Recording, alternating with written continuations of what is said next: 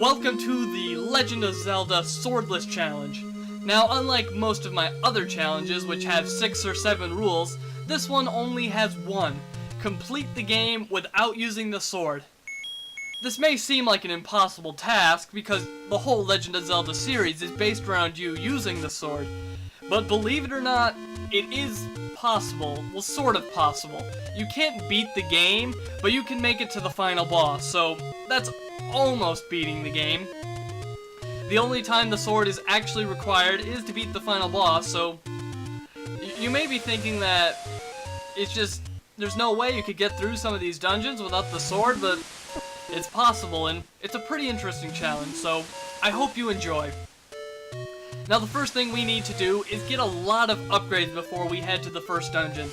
If you go to the first dungeon just right when you start the game, you won't make it through. With this challenge, a lot of enemies you just can't kill. At least not until towards the end of the challenge when we get some upgrades.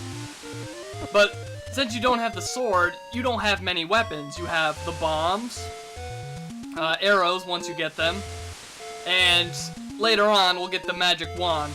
Which, once you get the magic wand, the challenge becomes a whole lot easier, because the magic wand, it has the same power as a white sword, except it's an item and not a sword. And it also shoots out projectiles, which comes in handy a few times. Right when you start off the game, head up to the very top right corner of the overworld. Go in this cave and get the letter, which will allow you to buy some medicine. And the medicine does come in handy for some of the dungeons. If you run low on health, you can buy some use some medicine and recover all your health, which is good. Once you're done with that cave, head over here and take the secret passage up, and there will be 100 rupees in here. And now we need a lot of rupees to buy all the items we need, so there's 2 ways you could go about this. You could do it the hard way, which is kill a bunch of enemies and such, and search for all the secret caves in the overworld to get rupee upgrades. That's the hard way. Or you can do it the easy way and take advantage of this game mechanic that the developers put in. Now normally you just can't save, like when you're in the middle of the field or whatever, you can't save, unless you die of course. However, if you have a second controller plugged in and you go to the inventory screen and press up and A at the same time, you will be warped to a secret save screen, and you can save whenever you want. It comes in handy, because once you get an item or something, you can just save. One other thing with this challenge, I'm doing it so whenever I die, I have to retry. I can't save after I die. So yeah, there's an example of the secret save screen. It helps out a lot. So now we're going to abuse this mechanic to earn a lot of rupees. So if you head over here to this cave, secret cave, bottom of the wall, typical stuff, you will go to the gambling house. You pay 10 rupees and you might make some money or lose some money. So here's what you do. If you make money, you go to the secret save screen and you save. However, if you lose money, you go to the same screen but you press retry, and that will just retry and your loss won't count. So you can continuously do this until you get all the rupees you need. See right there, I lost rupees, so I go to the screen and I press retry, and then it goes back to where I didn't lose any of those rupees. And basically, you just repeat this process over and over again until you get the desired amount of rupees. And I need quite a few rupees because there's a lot of things I have to buy. Well, I don't have to buy all of them, but it helps to buy all of them. You want to be as prepared as possible. So here's what I need to buy. You need to buy the blue candle, the blue ring, 8 bombs, the arrow, the magical shield, some medicine, preferably red, the meat for later on in the game, and then just get a few extra rupees for the arrows, because that helps out quite a bit. Now, you don't need all of these upgrades, but it'll certainly make your journey a whole lot easier. And with all this stuff, you shouldn't have too much trouble with the first couple of dungeons. So I recommend that you get all of this.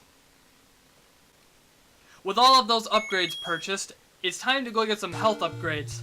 Unlike most other Legend of Zelda games, you can actually get 3 heart containers before you enter the first dungeon.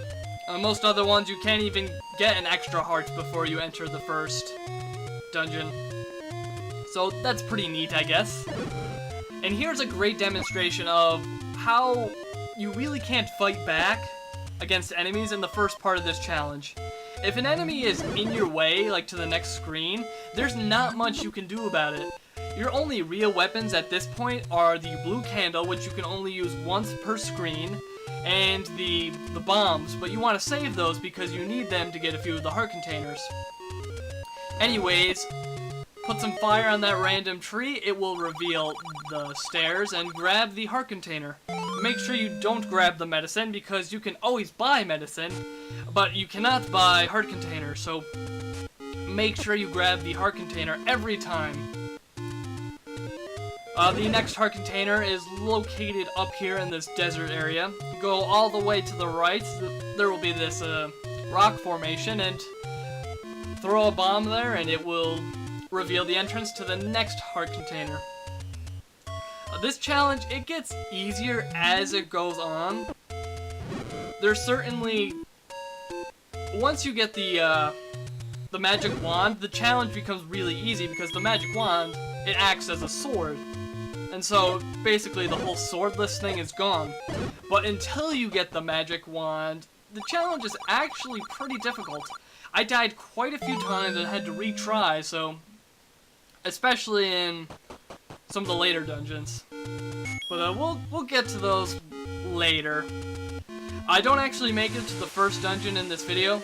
I kind of wanted this video to be an introductory video where I explain the challenge and I buy all the upgrades and get all the health upgrades I need to get, and that's what I want to do with this video. Next video we will be getting to dungeon number 1 and we'll be starting the main portion of the challenge. And once we go to the dungeons, things start to get interesting. So I hope you look forward to it because I think it's quite interesting.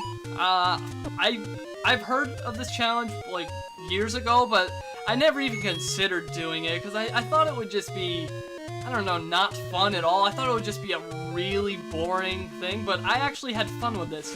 It was a new take on a classic title. Anyways, that is the end of this video. In the next video, we will go to dungeon number 1, so I'll see you then.